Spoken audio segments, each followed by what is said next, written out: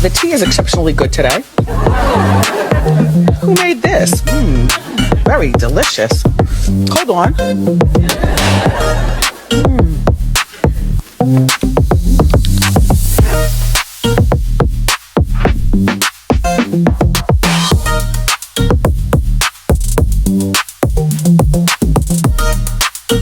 What up, Cosmic Cousins? It's your girl, Nova Charm, and welcome back to another episode of Astrology Tea with Nova Charm. And today, I'm opening back up the vault on my Astrology 101 series. That's right, Cosmic Cousins. It is back and in full force. Now, when I first started this channel, in an effort to help my Cosmic Cousins understand astrology a little bit better and putting the information in layman's terms to where it's very simple and anybody can understand it, I created a segment called Astrology 101. Now, with that being said, I kind of fell off of it a little bit, along with a lot of things on this channel. In all transparency, getting the groove of trying to make sure that I keep constant content coming out, making sure that I maintain my clients, as well as just making sure I keep up on my day-to-day when it comes to my everyday life. Child, it's been a lot, but I have made it a part of my New Year's resolution to make sure that I recommit back to myself and to my channel. And with that being said, I am taking this Astrology 101 series straight from the top, okay? And on today's episode, we are going to be talking about elements, specifically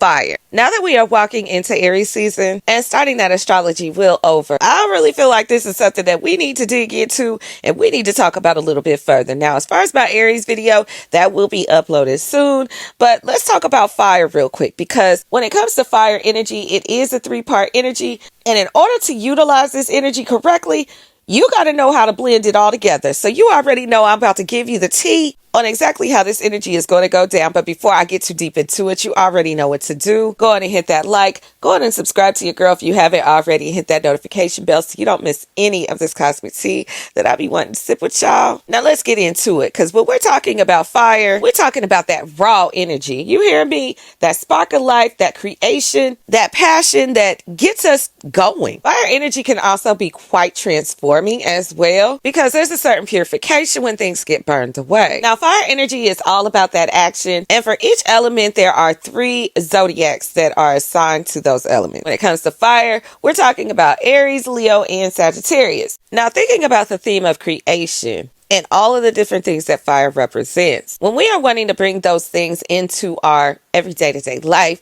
that is the energy that we need to be looking towards, or at least pulling from.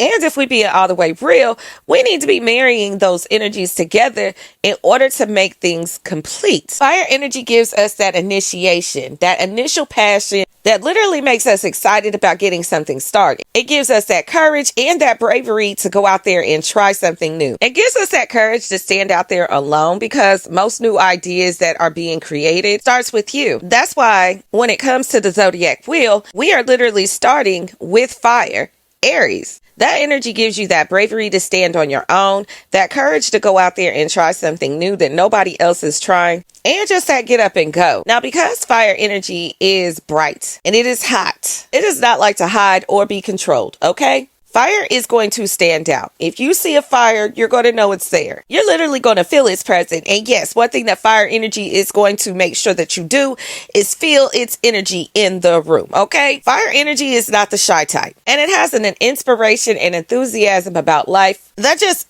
helps its role with the creation process. Now, another thing that fire energy will do is make sure that it burns out any type of outdated views or feelings. Fire energy does not hold on to things. It doesn't typically hold grudges, not like a earth or a water may. Now, one thing about fire, it'll either keep you warm or burn the shit out of you, depending upon how you play with it, okay? As lovely as fire is, too much fire burn everything the fuck down, okay? We don't want that. That's why the other elements are needed, because too much fire will burn bridges, burn down opportunities, and most importantly, burn you out. But if we're talking creation here, you definitely want to make sure that you're utilizing the full fire cycle. And I'm finna break this down for you.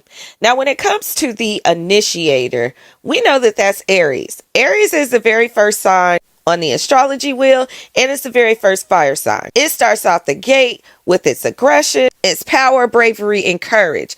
Now, these are the type of qualities that are needed to start anything. Just think of you being in the front of a line, walking into a pitch black room that you've never walked in before. It's going to take some bravery for you to take that first step. This is why Aries energy is so impulsive, because you almost need to be that brave. Aries is the great I am. It focuses on self, and it's the cardinal sign, which is the leader. It's the initial heat you need to go ahead and get that engine started. Now, Aries will get things started, and it will get started quickly, but it will also wrap things up quickly too. This is where the next fire element is needed when we get into that Leo energy. Now, Leo energy represents that steady warmth, that creativity, and that excitement and joy. This is exactly the type of energy that is needed whenever you are creating something. That Aries energy gives you that courage and that bravery to go ahead and step out there, but that Leo energy keeps that joy so that you want to keep going. Leo energy is going to organize it into something beautiful. It starts to bring things to light. This is where the creative energy gets expressed through. This is definitely considered the energy of maintaining because it is a fixed fire sign. Fixed energy is that steady energy. It's not going nowhere. And that's pretty damn commendable for a fire sign. But it's definitely what is needed in order to maintain and endure. Now, when we get into the Sagittarius energy, this is the beacon of light. Now, Sagittarius is going to bring things to the masses. It represents that wildfire that is untamable at this point. It literally seeks out that expansion in order to spread that light as far as possible. Its optimism is what helps take this energy to the max, okay? Now, Sagittarius energy is a mutable energy. So that means it could go any way that it wants to. It is, after all, the explorer energy. Sagittarius energy reminds the other two elements that there's a bigger goal here. And although this element started with the I am, it is ultimately meant to expand its wisdom and its truth seeking. Now, I always advise my clients, if there is any type of project that you want to start, really pull from that fire energy. And I'm not talking about just Aries or just Leo or just Sagittarius. I'm talking about all three. Allow that Aries energy to go ahead and start that fire and take that bold action on whatever idea you have. Allow that Leo energy to keep that fire burning so the idea doesn't fizzle out. Add your own personal style to it and put your heart and passion into it and a lot of love, and make sure that you enjoy what you're doing and make sure you keep it lighthearted and fun.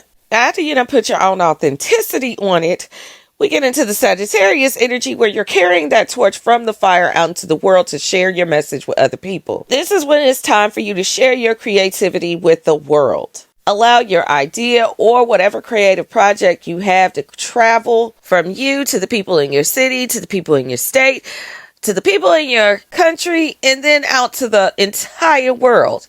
And while you're doing it, make sure that you're optimistic and positive about it. Now, in order to really get this engine going and get to where you need to be on your journey for this fire energy, you definitely want to make sure that you check your natal chart and see what energies are sitting in your first, your fifth, and your ninth house, as well as check the energy of your rising. Chances are you already know your sun sign, as well as your Jupiter. Whatever your rising sign is, that's the energy that you want to lead with. That's what you want to initiate with. Now, whatever sits in your sun sign on your fifth house, this is the energy that you want to allow shining out to the world through your creativity, your expression, your creative expression, as a matter of fact. And then when it comes to just putting it out there to everybody in the world, when you do the big presentation on it, you definitely want to look and do it in the way of whatever energy sits in your Jupiter or your ninth house. Now, that's some free tea I just gave y'all. If you learn how to use those energies together, there really is no stopping you from getting anything that you want. Just make sure you put some passion behind it, okay? And make sure that y'all look out for my Aries video, because I did revamp it, added a lot more information. I wanted to make it interesting and add a little bit of information or a little bit of flavor that maybe not everybody else is talking about. So just make sure that you catch it. And I appreciate the love that you guys show me. Thank you so much for watching. Make sure that you like, comment, share, and make sure that you subscribe and hit that notification bell. I'm out of here, Cosmic Cousins.